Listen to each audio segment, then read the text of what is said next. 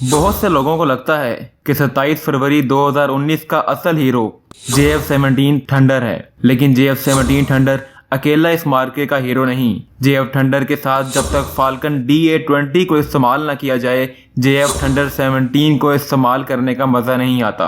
अब आप सोच रहे होंगे कि ये फाल्कन DA-20 किस बला का नाम है। ये बताने से पहले मैं आपसे गुजारिश करता हूँ कि अगर आपको हमारी वीडियो पसंद है तो वीडियो को लाइक करना मत भूलिएगा, और अगर आप हमारे चैनल पर नए हैं तो चैनल को सब्सक्राइब करना मत भूलिएगा। आप लोग अक्सर सुनते रहते हैं कि पाकिस्तान के पास एक ऐसी टेक्नोलॉजी है जिसकी मदद से वो किसी भी एयरफोर्स की टेक्नोलॉजी को जाम कर सकता है। तो ये फाल्कन DA-20 वही जेट है जो कि किसी भी जेट की टेक्नोलॉजी को मुकम्मल तौर पर जाम कर सकता है। आपने कुछ दिन पहले इंडियन मीडिया की तरफ से एक न्यूज़ सुनी होगी कि इंडियन नेविगेशन हुक्काम ने अभिनंदन को रेडियो पर वापस आने को कहा, लेकिन अभिनंदन के मुताबिक इसने ऐसा कोई वापस आने का ऑर्डर नहीं सुना।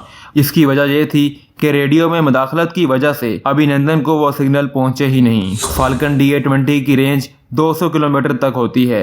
ये दुश्मन मुल्क में जाने की बजाय सरहद के करीब ही से शुआओं को एक्टिवेट करता है और जिस जेट को टारगेट करता है उसको बिल्कुल ब्लाइंड करता है, और इसकी हिफाजत के लिए 3 से 6 जेट और इस्तेमाल किए जाते हैं जो कि इसके इर्द गिर्द इसको दुश्मन के टारगेट लॉकिंग से बचाने के लिए इस्तेमाल किए जाते हैं। ये जेट बुनियादी तौर पर फ्रांस डिसॉल्ट एविएशन ने डिजाइन किया। इसमें CF-700 के साथ गैरेट TFE 731 इंजन इस्तेमाल किया जाता है।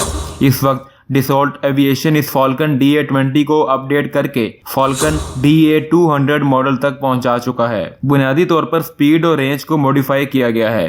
पाकिस्तान एयरफोर्स के पास ये जेट 2013 से सर्विस में आए, लेकिन पाकिस्तानी माशाल्लाह टैलेंटेड हैं। पाक पतन का वो बंदा अगर खुद से हेलीकॉप्टर नुमा जहाज डिजाइन कर सकता है तो पाकिस्तान एयरफोर्स के टेक्नीशियन क्या कुछ नहीं कर सकते।